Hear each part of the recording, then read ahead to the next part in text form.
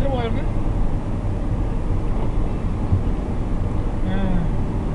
പോയിട്ട്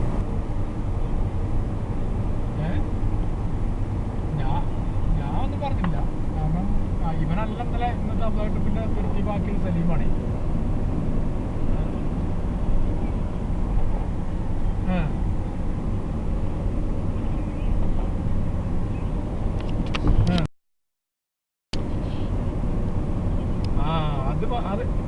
അത് ഏത് പിന്നെ പോയി സാധനം എടുക്കാൻ വേണ്ടി.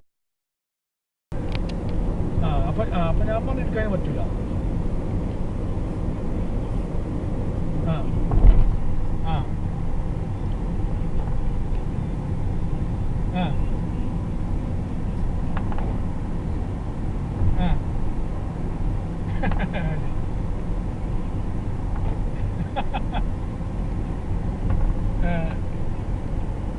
ഞാൻ പറഞ്ഞു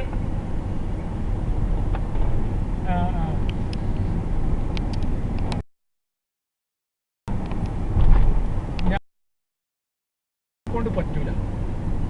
പക്ഷെ ആ ഏരിയന്ന് ഒരു വണ്ടി ഇപ്പോ ആ ചെറ്റക്ക് ഞാൻ അങ്ങനെ തന്നെ പറഞ്ഞു. ഓ കുത്തൊക്കെ പച്ചായ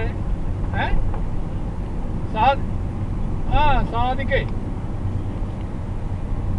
ഓനെ സ്റ്റോറിന് എപ്പോ ഫോൺ എടുക്കാൻ നേരില്ലാന്ന് ഞാൻ ഫോൺ കെട്ടിയത്. ഇല്ലല്ല അതൊന്നും ചോദിച്ചില്ല.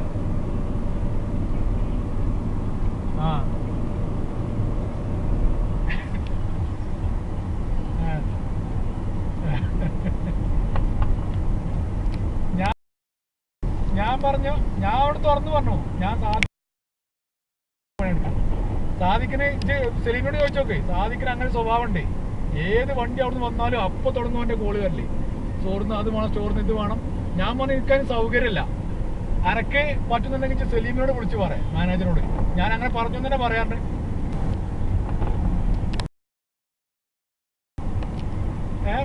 പിന്നെ ഒരു മണിക്കൂർ കഴിഞ്ഞപ്പോ സെലീം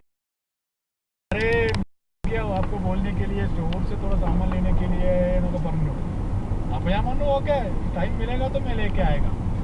अभी मैं हेड ऑफिस का काम करके उधर जाके सामान पूरा लेके टाइम मिलेगा तो मैं जाएगा नानी और.